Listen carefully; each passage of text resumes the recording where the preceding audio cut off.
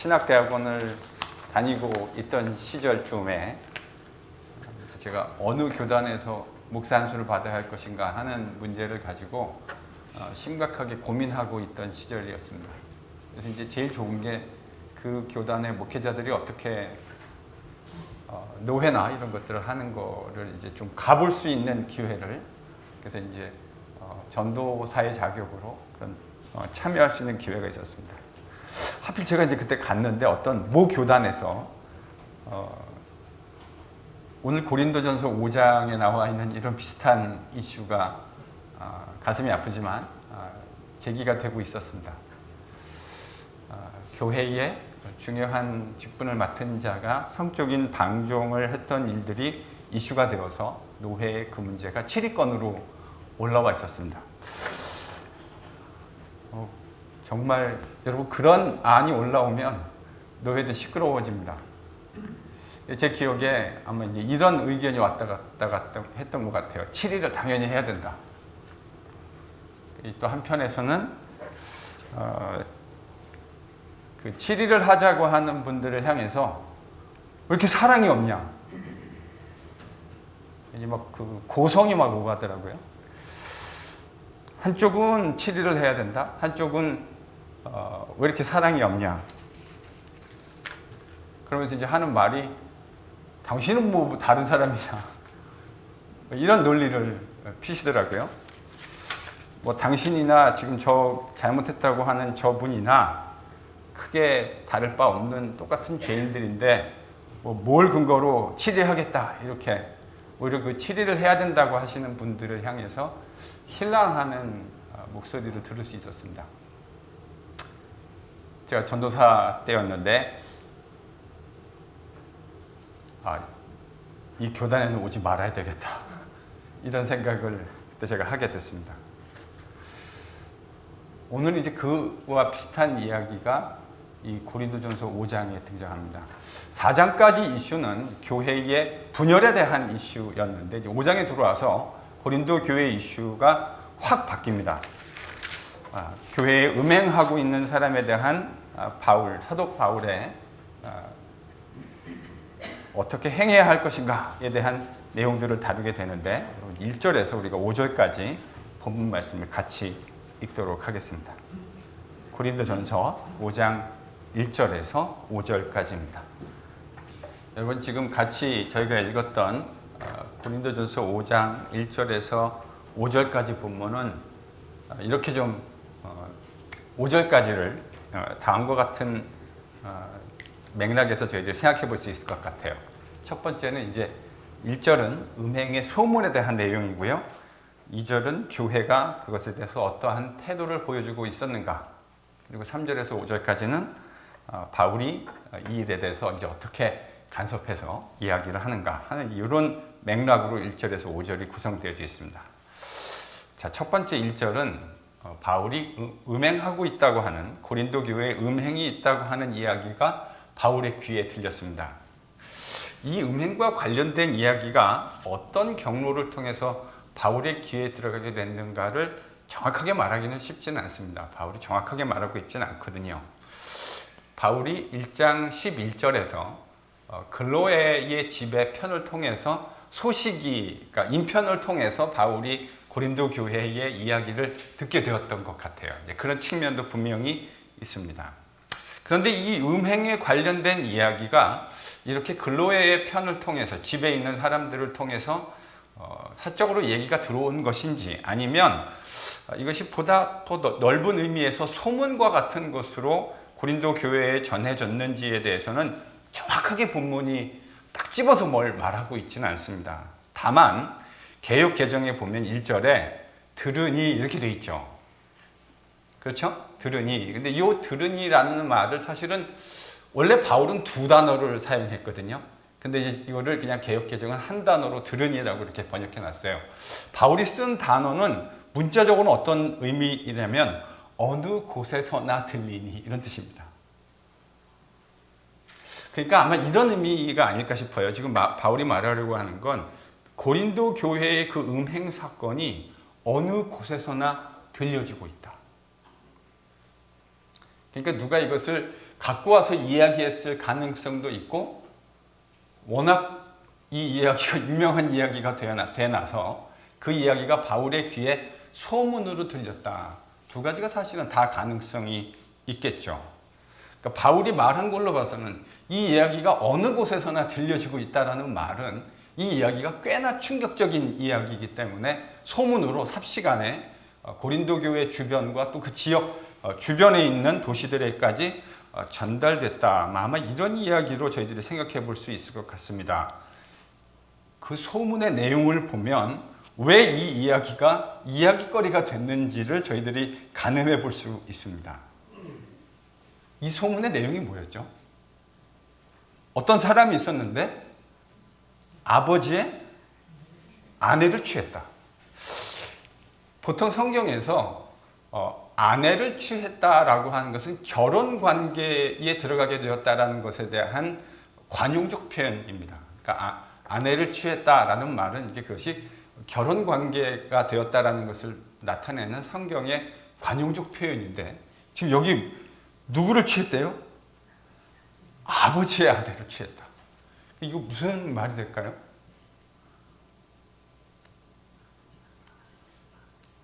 아버지의 아내를 취했다. 보통 이제 성경에서 그 말은 아버지의 아내면 어머니잖아요. 근데 이게 생모를 뜻하는 표현은 아닌 것 같아요. 아버지의 아내라고 하는 것은 통상적으로 이 어법을 생각해 보면 아버지가 다시 재혼해서 얻으신, 그러니까 그 아들 입장에서는 생모가 아닌 계모가 될 수 있겠죠. 그러니까 계모를 아내로 취했다. 이런 의미가 될 겁니다.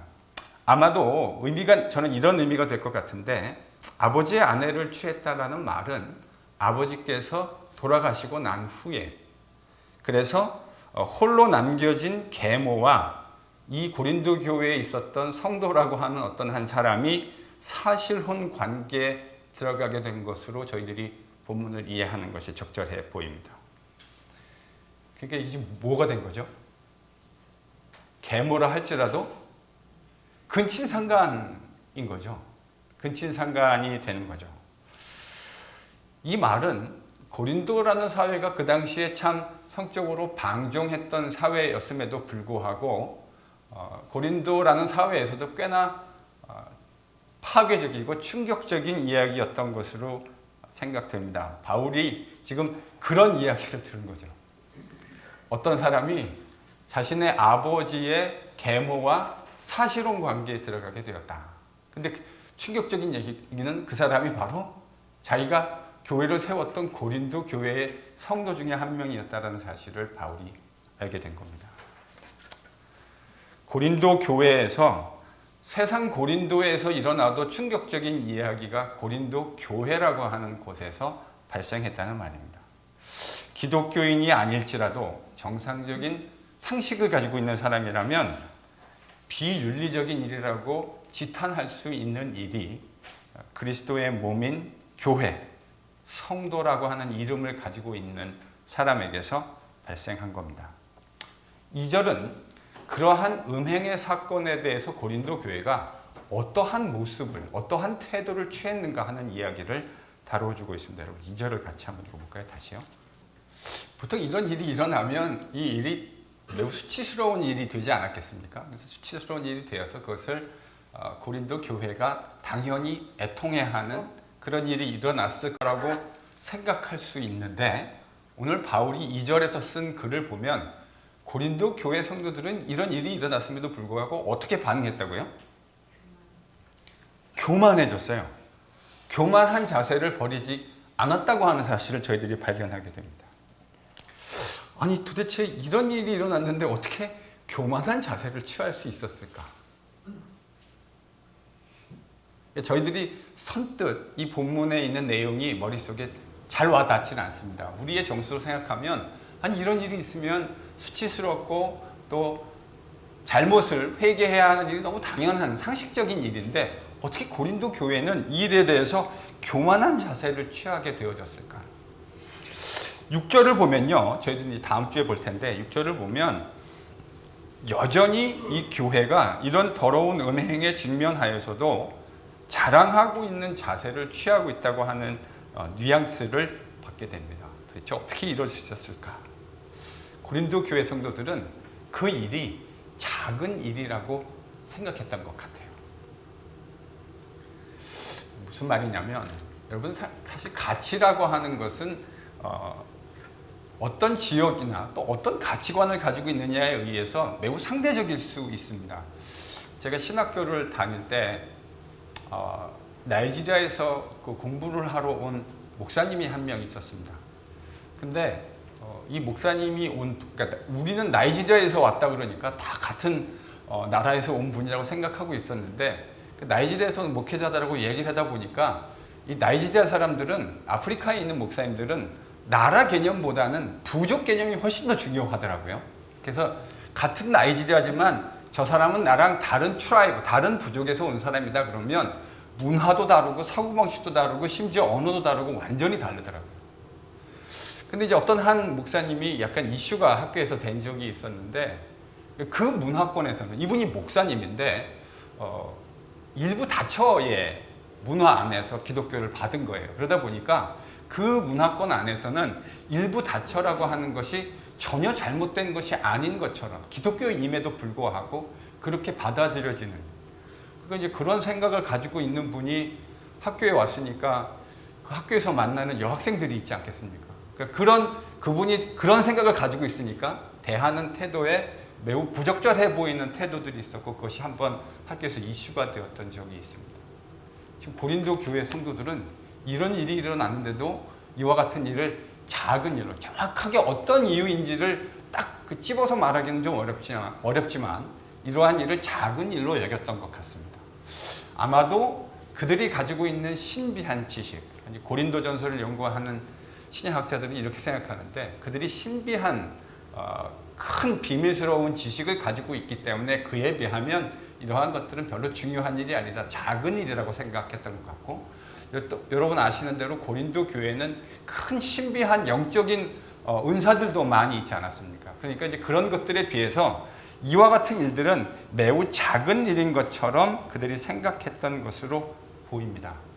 그래서 바울이 6절에서 어떻게 표현을 하냐면, 여러분 다음 주에 저희들이 보겠지만 오늘 6절이 이제 이 사건을 바라볼 수 있는, 또 고린도 교회가 이것을 어떻게 생각하고 있는지를 보여주는 하나의 단초가 되고 윈도우가 될 수 있거든요. 6절을 한번 같이 읽어보겠습니다. 지금 6절에 보면 심지어 뭐 한다고요? 아니 이게 도대체 우리는 이게 뭐 자랑거리가 될 수 있을까 이렇게 생각할 수 있는데, 심지어 고린도 교회 성도들은 이 일을 자랑거리의 뭐로 하나로 생각했던 여겼던 것 같아요. 그러니까 오늘날 우리가 갖고 있는 상식으로는 참 이해하기 쉽지 않은 부분일 수 있습니다. 바울은 이제 이런 생각을 가지고 있는 성도들에게 적은 누룩이 반죽 덩어리를 부풀게 하듯이 교회에 있는 이런 자그마한 영적인 암세포들이 교회를 매우 건강하지 못하게 만들 수 있다라는 점을 고린도 교회 성도들에게 이야기하고 싶은 겁니다. 그래서 이 작은 죄악 하나가 공동체 전체를 더럽게 만들 수 있는 영향력이 있다는 사실을 지적하고 있는 거죠. 놀라운 것은 이것처럼 지금 우리가 얘기하고 있는 것처럼 이 음행에 대해서 고린도 교회 성도들은 슬퍼하지 않았어요. 교회에 이런 잘못이 있음에도 불구하고 그것을 전혀 슬퍼하지 않았다는 겁니다. 어쩌면 아까 얘기했던 그런 잘못된 사고방식, 그들이 갖고 있는 신비한 지식, 그 풍성한 지식이 그것에 비하면, 그리고 그들이 가지고 있는 신비한 영적인 그런 은사들에 비하면 지금 이와 같은 일들은 별로 중요한 일이 아니다, 사소한 일이다라고 생각했던 것 같아요. 그래서 또 인도주의적인 그런 인정, 아까 제가 이제 노예에 가서 봤던 그런 비슷한, 또 사회적으로 그들이 가지고 있는 인간관계, 우정, 이런 것들이 음행하고 있는 사람을 동정할 뿐 그 음행의 잘못이라고 하는 것에 대해서 전혀 함께 슬퍼하지 않았습니다. 저는 교회가요, 건강한 교회가 되면 될수록 죄에 대해서 아파하는 부분들이 민감해진다고 생각합니다. 전에는 심각한 잘못을 행했는데도 그것에 대해서 전혀 찔림이 없었는데 교회가 건강해지고 주님과의 교제가 가까워지면 가까워질수록 그 교제가 긴밀해지면 긴밀해질수록 그런 사람들의 삶 속에서 나타나는 것이 무엇이냐면 자그마한 죄악에 대해서도 아파하고 통회하는 저는 이게 참 진리인 것 같아요. 제가 지금까지 주님과 함께 교제하면서 수많은 형제들과 함께 교제를 했는데 주님을 깊이 만나고 교제하는 사람이면 사람일수록 자그마한 잘못에 대해서 통회하고 아파하는 모습들을 제가 발견하곤 했습니다. 지금 고린도 교회가 그렇지 못했던 거죠. 상당히 큰 잘못이라고 우리가 얘기할 수 있는 일임에도 불구하고 그들은 교회로서 아파하지 않았어요. 지금 자신들이 하고 있는 이 행위가 머리이신 그리스도를 중심으로 해서 만들어진 한 몸된 교회라고 하는 그 공동체에 어떤 파급 효과를 주는 것인지, 우리를 세상의 어두운 죄악 가운데서 불러내어서 그리스도의 그 기이한 빛 아래 들어가게 하신 하나님의 은혜가 어떤 것인가에 대해서 그들이 심각하게 생각하고 있지 않았다고 하는 저는 반증이라고 생각합니다. 그리스도와 교제하는 사람 그리고 공동체 교회는 죄악을 멀리하게 되어져 있습니다. 전에는 그것이 아주 작다고 생각했던 죄악일지라도 주님과 교제하다 보면 그것이 가지고 있는 더러움과 주님의 몸됨이라고 하는 그 개념과 그것이 얼마나 어울리지 않는다라고 하는 것을 생각하게 되어지고 그래서 멀리하게 되어 있는 거죠. 고린도 교회는 죄악을 아파하지 않았습니다. 그래서 그 죄악을 행하고 있는 사람을 쫓아내지 못했습니다. 저는 고린도 교회가 뭐를 놓치고 있었다고 생각하냐면 교회의 참된 능력이 교회의 비대함과 거대함에 있는 것이 아니라 교회의 거룩함에 있다고 하는 사실을 그들이 망각하고 있었다고 생각합니다. 오늘날도 똑같지 않습니까? 많은 사람들이 교회의 능력이라고 하는 것이 교회의 비대함과 거대함을 통해서 나타난다고 착각하고 있는 것 같아요. 근데 여러분 가만히 생각해 보면 세상은 교회가 비대해지고 거대해지는 것에 대해서 별반 그렇게 임프레션을 받지 않습니다. 교회가 많아지고 성도수가 많아진 것에 대해서 와 대단하네, 대단한 빌딩을 지었네, 이런 것에 대해서 전혀 감명받지 않아요. 도리어 뭐에 감명받게 되어 있냐면 교회가 그리스도를 닮아서 거대함이 아닌 거룩함을 추구하는 모습 속에 그들은 참된 신성의 신비감에 휩싸이게 되는 겁니다. 하나님이 우리에게 세상을 이길 수 있는 힘을 주셨는데 그것이 우리의 거대함이 아니라 거룩함이라고 하는 사실을 저희들이 함께 묵상할 수 있는 시간이 되면 참 좋겠습니다. 오늘날에도 고린도 교회만 그랬던 게 아니라 오늘날에도 많은 성도들이 속고 있는 것 같습니다. 여러분 꼭 기억하십시오. 교회가 진짜 세상 가운데 아름다운 능력을 나타내는 것은 거대해지는 것에 있지 않습니다. 어디에 있습니까? 거룩해지는 것에 있습니다. 주님을 닮아서 거룩해지는 것에, 거기에 진짜 하나님의 신비한 신성이 깃들게 되는 거라고 저는 생각합니다. 그런데 고린도 교회가요, 이런 잘못을 행한 사람을 쫓아내지 못한 데에는 저도 또 다른 사회적인 요인이 있을 거라고 생각합니다. 지금 이 교회가요, 고린도 교회라고 하는 교회가 저희처럼 이렇게 예배당을 따로 가지고 있는 교회가 아니라 고린도 교회, 그러면 제가 주로 어떤 의미로 이해된다 그랬죠?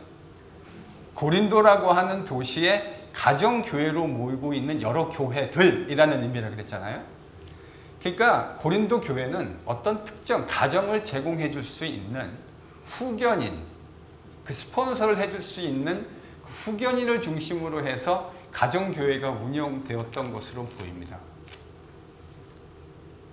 만약에 이와 같은 성적인 부도덕을 자행했던 사람이 그 교회의 예배당을 제공해 줄 수 있는 후견인이었다고 한다면 이 사람이 예배당만 제공해 주는 게 아니고요. 그들이 모였을 때 여러분 바울이 고린도전서 1장에서 고린도 교회 구성원들을 얘기할 때 너희 가운데 문벌 좋은 자가 많지 않다. 많이 배운 자가 많지 않다. 힘 있는 자가 많지 않다. 그러니까 아마 고린도 교회는 몇몇 이런 영향력 있는 후견인들을 중심으로 해서 힘없는 그 사회에 좀 하층 계층이라고 할 수 있는 사람들이 노예 또 아주 그 하층에 있다고 생각되어지는 노동자들을 중심으로 교회가 형성되어졌던 것 같아요. 근데 만약에 이런 잘못을 행한 사람이 교회 예배당을 제공해주고 모든 필요한 리소스를 제공해주는 후견인 그룹이었다고 한다면 그 사람을 교회에서 내어쫓는 것이 쉬운 일이었겠습니까? 어떻게 생각하세요? 쉽지 않았을 것 같아요. 말은 할 수 있을 것 같은데 말을 뭘 좀 해야 될 것 같기는 한데 그 말을 했을 때 일어나는 후폭풍을 고린도 교회에 있는 다수의 성도들이 아마 생각하지 않았을까. 매우 현실적인 사회적인 상황이 이런 백그라운드가 이 뒤에 있었을 것 같다라는 생각을 해보게 됩니다. 여기서 한번 생각해 볼 문제는 만약에 이런 일들이 일어나지 않아야 되겠지만 만약에 이런 일들이 교회에서 일어난다고 한다면 우리는 이런 문제에 대해서 어떤 태도를 가져야 할 것인가. 단순히 어떻게 how to 대처해야 되느냐라는 문제를 여러분하고 이야기하고 싶은 거라기보다는 그렇게 대처하는 것 뒤에 있는 영적인 원리가 무엇인가 하는 점을 사실은 여러분들과 한번 생각해 보고 싶어요. 여러분 만약에 이런 문제가 교회 공동체 안에서 일어났다고 한다면 우리는 어떻게 반응해야 할까요? 보통 이런 문제가 일어나면 교회에서 이렇게 제가 아까 초반부에 전도사 때 방문했던 어떤 모 교단의 노회처럼 치리해야 된다 이렇게 하시는 분들이 있을 겁니다. 어떻게 생각하세요? 동의하세요?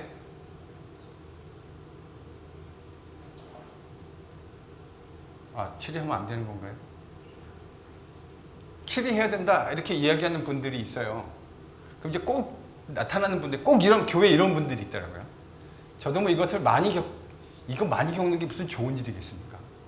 저도 이제 이런 일들을 직간접적으로 본 경험이 있는데 이런 얘기가 치리해야 된다는 얘기가 나오면 꼭 교회에 이런 분들이 나오시더라고요. 교회에 사랑이 없다. 무슨 치리하는 게 능사냐?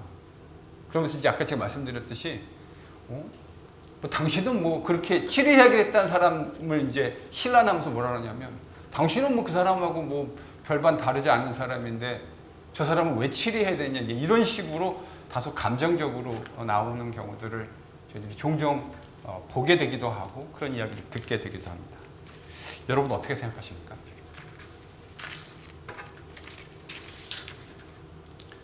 저는 두 가지를 생각해야 된다고 생각합니다. 이런 일이 일어나는 것이 바람직하지는 않지만 이런 일을 바울이 어떻게 처리해 가는지를 보면서 저희들이 두 가지를 생각해야 된다고 생각하는데 첫 번째는 뭐냐면 회복이라는 개념입니다. 회복.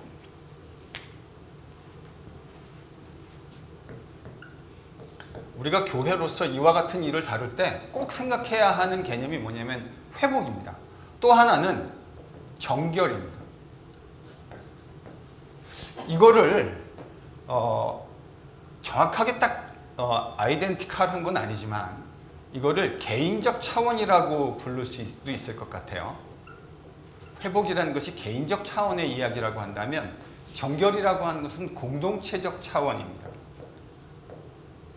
그러니까 많은 경우에 이걸 성도들이 좀 헷갈려 하시는 것 같아요. 심지어는 목사님 중에서 이런 것을 헷갈려 하시는 분들이 계시는 것 같습니다.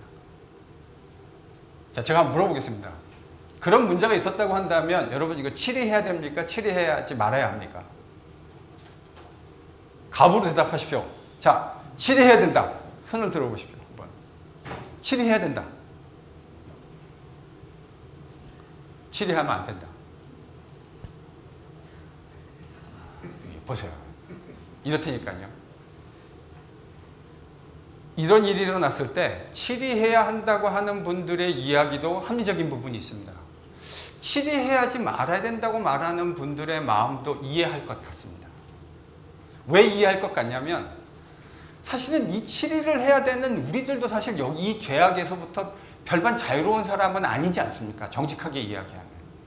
그런 기회와 습도와 환경이 적절하게 만들어지지 않았을 뿐이지, 그런 상황이 만들어졌을 때 우리도 그 사람처럼 그렇게 범죄하지 않을 거라고 장담하며 얘기할 수 있는 사람이 우리 가운데 몇 명이나 있을 수 있겠습니까? 그러니까 치료하는 거에 대해서 불편함을 느끼는 분들의 마음도 이해할 것 같습니다. 그러나 치료해야 된다고 말씀하시는 분들의 의견도 저는 충분히 이해가 됩니다. 사실은 이 이슈는요, 두 가지 차원에서 생각하셔야 돼요. 첫 번째, 매우 중요한 원리를 김문철 집사님 말씀해 주셨는데, 바울이요 3절에서 5절에서 이제 그 원리를 적용하고 있거든요. 근데 그 원리가요, 저는 바울이 혼자 만들어낸 것이 아니라고 생각합니다. 그럼 이 원리가 어디서 왔는가? 마태복음 18장 13절에서 15절인가요? 15절에서 17절을 찾아보십시오. 자, 예수님이 이 제자들한테 지금 무슨 얘기를 하는 거냐면, 범죄한 형제를 어떻게 우리가 deal with 해야 됩니까? 어떻게 우리가 그분들을, 형제들 가운데 잘못한 형제가 있다면 그 형제들을 어떻게 대우해야 합니까? 이렇게 이제 그것에 대한 주님의 대답이 뭐냐면, 어떻게 하라 그러시죠? 잘못한 형제가 있거든? 어떻게 해야 돼요? 그러니까 여기 지금요 스텝이 3개가 있습니다. 첫 번째 스텝은 뭐죠? 퍼스널하게 찾아가서 그 형제를 찾아가서 권면하는 겁니다. 안무기 집사님, 그렇게 하시면 안 됩니다 라고 권면하는 겁니다. 근데 여러분, 저는 제가 목사로서 살면서 하나님이 이렇게 하시는 것 같아요. 뭐 어떤 특정한 죄에 대해서 그것을 밖으로 퍼블릭하게 만드시고 안 만드시고는 전적으로 하나님의 주권에 있는 것이라고 이야기할 수밖에 없습니다. 그런데 어떤 사람이 잘못하고 있을 때 저는 주님이 그 사람에게 수도 없이 그것에 대해서 잘못하고 있음을 알려주시고 주님과의 관계에서 회개할 수 있는 기회를 주신다고 생각합니다. 근데 그러니까 여러분, 그건 아시죠? 주님의 인내함이 어느 일정 포인트에 다달하면 주님이 다음번 스텝으로 나아가십니다. 그 사실을 주변에 있는 어떤 형제가 알도록 하나님이 만드십니다. 그래서 그 형제가 찾아가서, 그러니까 처음에는 주님과 자신과의 내면한 그 은밀한 관계였는데 이것이 지금 다른 형제가 알게 된 거잖아요. 그래서 그 형제를 통해서 하나님이 찾아가서 얘기하라는 건 목적이 뭐죠? 다시 돌이킴입니다. 그렇죠? 목적은 돌이킴입니다. 가서 이야기를 해라. 뭘 얘기하라는 거예요? 그렇게 하지 말도록 이야기해라. 근데 제 경험상 죄인들은 자신의 죄가 드러나면 회개하려고 하는 반응보다는 오히려 그것을 공격적으로 나타내려고 하는 경향성을 가지게 되는 것 같아요. 이제 신학교에서 상담학을 배울 때 이런 이슈들을 좀 배우게 되거든요. 사람이 자신의 은밀한 죄가 드러나면 그것을 회개하고, 그러니까 사실 다윗 같은 사람은 참 대단한 사람입니다. 저는 그렇게 생각하지 않을 수가 없어요. 자신의 잘못이 드러났을 때 그렇게 공공연하게 드러난 잘못을 퍼블릭하게 하나님 앞에 용서를 구할 수 있다고 하는 건 이건 보통 내공이 사실은 아닙니다. 그래서 첫 번째 목적은 프라이빗하게 찾아가서 얘기하는 겁니다. 근데 그게 잘 안 되면 어떻게 되는 거죠? 두세 사람을 데리고 가는 겁니다. 이건 무슨 의도일까요? 신명기 17장의 법입니다. 그렇죠? 그것이, 그러니까 이 사람이 지금 뭘 잘못하고 있는데 퍼스널하게 가서 잘못한 것을 이야기하고 돌이킬 것을 요구하는데 돌이키지 않으면 그 다음에는 두세 사람의 증인을 세우는 겁니다. 내가 알고 있는 이 내용이, 그리고 저 형제가 잘못하고 있는 저 내용이 객관적인 증인들에 의해서 확증된 것이라고 하는 것을, 그러니까 벌써 다음번 스텝으로 나아간 거죠. 그러면 두세 사람의 증인으로 가서 권면하는 목적은 뭡니까? 회복입니다. 회복이에요. 근데 만약에 그걸 이제 들으면, 그렇게 해서 그 말을 들으면 참 좋은데 그 말을 또 듣지 않으면 이제 어떻게 하래요, 주님께서요? 온 교회에 알리고, 그래서 그 교회를 통해서 다시 뭐를 시도하는 거죠? 회복을 시도하는 거예요. 교인들이 다 아는 거예요. 그리고 그 잘못에 대해서 회개할 것을 요구하는 겁니다, 형제에게. 근데 그 말도 듣지 않으면 어떻게 하래요? 이방인과 세리와 같이 여기라. 이거 무슨 말일까요? 교회 밖으로 내보내라는 말입니다. 교회 밖으로. 그러니까 이방인과 세리처럼 여기라는 말은 이제 그 사람을 더 이상 형제와 같은 모습으로 받아주지 말고 이방인이나 세리, 즉 교회 공동체 바깥에 있는 외인처럼 대우하라는 말입니다. 얼핏 들으면 되게 이렇게 사랑 많은 주님께서 어떻게 쌀쌀맞은 이야기를 하실 수 있을까 이렇게 생각하실 수도 있을 것 같습니다. 그러나 그렇지 않습니다. 그 사람을 공동체 바깥으로 이런 퍼스널한 단계, 두세 사람의 증인으로 확정하는 단계, 교회의 이름으로 챌린지하는 단계들을 다 받지 않았을 때 그냥 처음부터 내쫓으라는 말이 아니고요. 이런 모든 단계를 지나가면서 그 말을 듣지 않았을 때 공동체 바깥으로 내쫓으라는 말입니다. 왜요? 공동체 바깥에서 나가서 외인처럼 취급을 받으면서 하나님의 은혜 아래에 있는 공동체 안에 있었던 것이 얼마나 소중한 것인가를 다시금 깨닫게 하기 위해서입니다. 그러니까 심지어 공동체 바깥으로 내쫓는 행위마저도 그 목표는 무엇입니까? 회복입니다. 그러니까 여러분, 우리가 7일을 교회에서 7일을 이런 유사한 일이 있어서 혹은 다른 일로 7일을 해야 될 상황이 일어난다면 사랑이 없거나 매정해서 7일을 하는 것이라고 생각하지 마십시오. 그건 매우 잘못된 생각입니다. 사랑하기 때문에 우리가 자녀들의 잘못된 것을 바로잡기 위해서 꾸중도 하고 때로는 회초리를 드는 것이 부모의 마음 아닙니까? 정확하게 지금 같은 원리가 적용되고 있는 겁니다.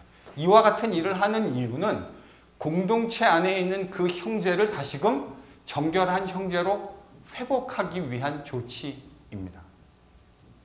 근데 이제 감정에 동하시면 아니 교회가 어떻게 사람을 내어쫓을 수가 있어요? 여러분, 내어쫓는 것에 포인트가 있는 것이 아니라 그와 같은 모든 스텝들을 다 지나가면서 교회가 7일을 해야 된다고 하는 것을 이야기하는 겁니다.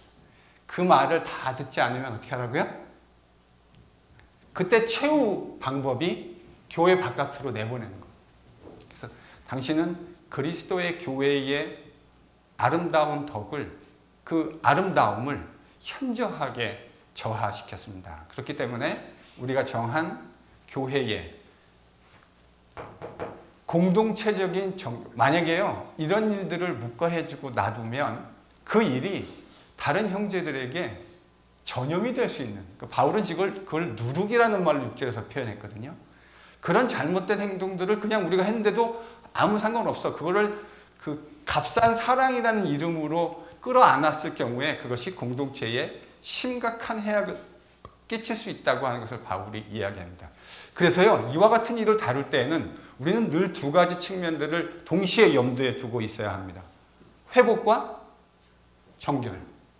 그 형제를 다시 정결한 모습으로 회복하려고 하는 것이고, 그것을 통해서 그 머리이신 그리스도를 중심으로 한 그의 몸인 공동체가 얼마나 정결해야 하는 것인가를 이야기하는 거죠. 바울이 지금 고린도 교회의 이 성적 부도덕 문제를 다루려고 하는 원리가 정확하게 이 원리입니다. 이 원리는 본인이 만들어낸 게 아니고요. 마태복음 18장에서 우리 주님이 친히 제자들에게 가르쳐 주신 거예요. 그래서 저는 이렇게 생각해요. 바울이 지금 고린도전서 5장에서 적용하고 있는 원리가 주님께서 가르쳐 주셨던 제자들에게 그 원리를 그가 깨닫고, 어떻게 깨닫는지는 모르겠습니다. 베드로에게 들었는지 아니면 다른 사도들과 함께 교제하면서 알게 됐는지 정확한 루트는 잘 모르겠지만 아마도 저는 베드로에게 들었을 확률이 매우 많다고 생각하는데, 그래서 그 원리를 3절에서 5절에서 적용해가고 있습니다. 오늘 본문을 그래서 3절과 5절에 보면 바울이 이 이슈에 어떻게 간섭하고 있는가, 바울이 관여하고 있는가 하는 내용이 나옵니다. 이방인 가운데서도 찾아보기 힘든 음행에 대해서 교회가 매우 기대에 어긋나는 태도를 보이고 있죠. 그래서 이제 바울이 이 일에 관여할 수밖에 없게 되었습니다. 근데 문제는 바울이 지금 어디에 있죠? 고린도 전서를 쓸 당시 바울이 지금 어디에 있냐면 에베소에 있습니다. 에베소에 있을 거라고 저희들이 추정하는데, 문제는 고린도에서 발생했는데 바울은 지금 에베소에 있습니다. 그러니까 이 문제를 직접적으로 자신이 개입할 수 있는 상황이 되지 않았잖아요. 그래서 사실은 이 편지를 쓰게 된 거겠죠. 바울은 어떤 조치를 취하냐면 예수의 이름으로, 여러분 4절을 저희가 한번 같이 읽어보겠습니다. 거기 보면 4절에 주 예수의 이름으로 이렇게 표현되어 있죠. 그러니까 주 예수의 이름으로 모이라는 거예요. 이 말은 무슨 말이냐면 사실은 치리회를 만들라는 말입니다. 이 이슈를 다루기 위해서 주 예수의 이름으로 모인 치리회를 만들라는 거예요. 여러분, 우리 교회에도 치리회가 있습니다. 우리 교회 치리회가 뭐죠? 당회요. 여러분의 손으로 뽑아주신 장로님과 우리 교회 장로님들을 룰링 엘더라고, 우리 PCA에서는 뭐라고 부르냐면 RE라 해서 룰링 엘더라고 그러고, 저는 뭐죠? 저는 티칭 엘더입니다. 그러니까 저도 장로예요.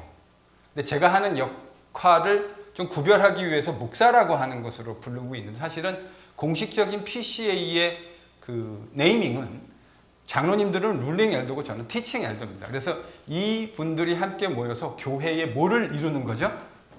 치리회를 이루는 겁니다. 이 치리회의 목적은 이 두 개념이에요. 회복과 정결입니다. 이런 일들을 다룰 때에. 그래서 바울이 주의 이름으로 모여서 이 문제를 해결하라고, 치료회로 너희들이 이 문제를 해결하라고 지금 제안을 하는 겁니다. 만약에 이렇게 모이지 않으면요, 진짜 이 이슈가 완전히 산으로 가기 십상이거든요. 그래서 치리의 내용을 바울이 이야기하는데, 여러분 5절을 보겠습니다. 바울이 뭐라고 치리를 하라고 이야기하는지. 이러한 사람은 사탄에게 넘겨주기로 결정해라. 여러분, 사탄, 이거 되게 심각한 말이잖아요. 사탄에게 넘겨준다는 말이 무슨 말입니까? 예, 아까 예수님이 했던 말씀하고 똑같은 거예요. 사탄에게 내어주라는 말은, 여러분 계시록에 보면 사탄의 회라는 말이 나오죠. 그러니까 교회 바깥으로 이 사람을 내어 쫓으라는 말입니다. 자, 그러면 교회 바깥으로 내어 쫓으라는 말을 잘못 어떤 분들이 또 들으시면, 어떻게 교회에 이렇게 사랑이 없을 수가 있어. 잘못한 거 다 용서하고 받아줘야지. 뭐 기독교는 사랑의 종교라며. 뭐 이렇게 얘기하시는 분들이 있잖아요. 있을 수 있잖아요. 여러분, 그 이야기는요, 반은 맞고 반은 사실은 틀리죠. 왜냐하면 우리가 용서한다고 하는 것은 그 사람이 잘못한 부분에 대해서 교회의, 그리스도의 교회라고 하는 것에 현격한 누를 끼친 것에 대해서 그냥 덮어주라는 말은 아닙니다. 그것을 잘못을 인식을 하고 그 잘못을 돌이켜서 원래의 그리스도의 신부로서의 정결한 모습을 회복하는, 그러니까 우리의 용서의 목적은 결국 뭔 거죠? 정결과 회복입니다. 이 두 가지 개념을 가지고 있지 않으면, 여러분 개인적 차원에서 그 사람을 치리하는 것은 그 사람을 미워하는 것이 아닙니다. 물론 간혹 가다 보면 여기에 사적인 감정을 담으시는 분들도 계신 것 같아요. 그건 뭐 제가 마음속에 들어가지 않기 때문에 이래라 저래라 말할 수 있는, 정확하게 판별할 수는 없습니다. 그러나 우리가 어떤 사람을 치리한다고 하는 것은 그 사람을 미워함이 아닙니다. 사실은 그 사람이 다시금 회복되기 위한 그 목적을 가지고 치리하는 거죠. 그래서 그 죄목의 경중에 따라서 교회가, 치리회가 수찬을 정지시키기도 합니다. 당신은 교회의 아름다운 이름에 누를 끼쳤기 때문에 3개월가량 그리스도의 모험에 함께 영적으로 참여한다는 의미, 상징적 의미를 가지고 있는 수찬을 3개월 정지합니다. 그러니까 나름대로 그 죄의 가치의 경중을 따져서 우리가 치리회를, 그리고 그 치리의 내용을 그렇게 선포할 수 있는 겁니다.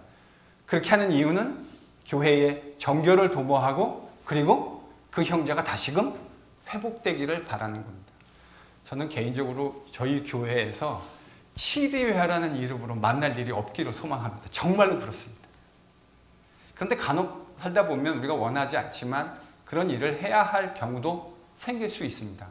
그럴 때 여러분 절대로 교회가 사랑이 없기 때문에라고 싸잡아가지고 말씀하지 마십시오.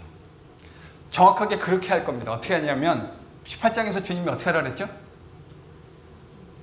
퍼스널하게 찾아가서 잘못된 것을 이야기하고 돌이킬 수 있게 하라. 근데 그래도 말을 듣지 않으면 두세 사람의 증인으로 증참시켜서, 근데 그 말도 듣지 않으면 교회의 이름으로, 우리가 교회의 이름으로 그렇게 하면 안 되겠습니다 라고 이야기하고 돌이킬 수 있도록. 그래도 말을 듣지 않으면 그때 할 수 있는 마지막이 바로 출교라고 하는, 사실은 그 기독교에서 출교라고 하는 선언은 제일 센 조치입니다. 그리스도의 몸으로부터 쫓아내는 거죠.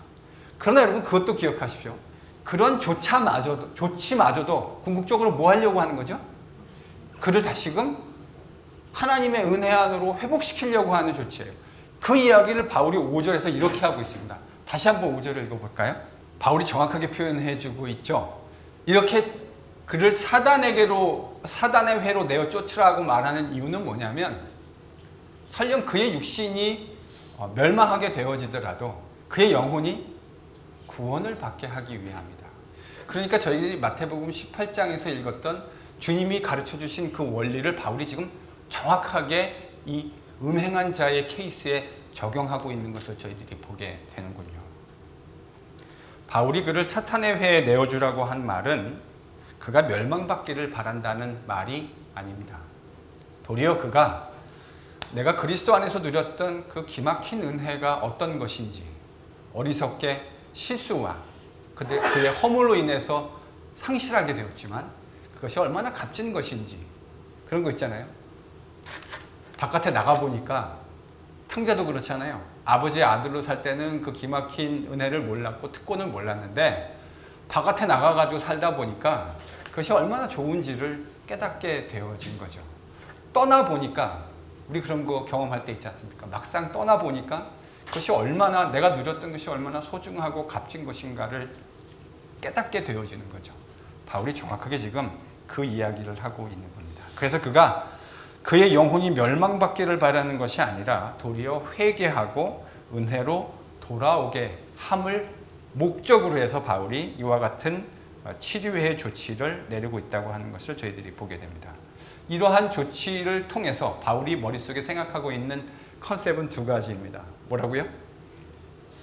회복과 정결입니다. 교회 공동체의 일원을 다시금 정결한 공동체원으로 회복하는 것과, 그리고 공동체의 정결이라고 하는 것을 두 개를 다 얻어내려고 시도하는 거죠. 바울은 오늘 본문에서 이와 같은 치리에 관련된 이야기를 다루어주고 있습니다. 마태복음 18장과 또 고린도전서 5장의 이런 본문에 근거해서 저희가 속한 미국 장로교도 바로 이와 같은 치리회를 가지고 있습니다. 여러분이 손으로 뽑으신 당회원이신 장로님들, 그리고 저를 포함해서 저희가 이런 치료의 성격을 가지게 되는 거죠. 성도들이 옳은 행실을 하고 그리스도의 몸의 행실에 어울리지 않는 일들을 간혹 했을 경우에 그들을 권면해서 새롭게 회복시켜내려고 하는 바로 그런 목적이 있다고 하는 사실을 저희들이 이 본문을 통해서 깨닫게 됩니다. 그래서 주님의 몸된 교회의 성결과 우리에게 주어진 복음의 가치를 함께 잘 지켜가는 일을 수행하게 되는 겁니다. 저희들이 오늘 고린도 교회에 있었던, 사실은 되게 마음 아픈 내용의 이야기입니다. 절대로 저희 교회에 이와 같은 일들이 일어나지 말아야 할 겁니다. 우리가 서로 잘 지켜가십시다. 주님의 몸된 교회로서의 정결함을 과거 어떻게 살았는지는 묻지 않겠습니다. 지금부터라도 저희들이 잘 지켜갈 수 있는 그런 거룩한 공동체가 되기를 소망합니다. 그러나 혹 살다 보면 우리가 실수로 연약해서 범하는 여러 가지 잘못들이 있을 수 있을 겁니다. 그럴 때 주님의 말씀에 근거해서 미워하기 때문에 치리하는 것이 아니라 주님의 덕을 세우기 위해서, 교회의 아름다운 덕을 세상 가운데 우리가 증거하기 위한 목적으로, 분명한 목적으로 회복과 정결이라는 가치 안에서 저희들이 건강한 치리들을 수행해 가고 그렇게 교회를 세워나갈 수 있으면 좋겠다. 그런 생각을 오늘 말씀 공부를 통해서 좀 생각해 보게 됩니다. 기도하겠습니다.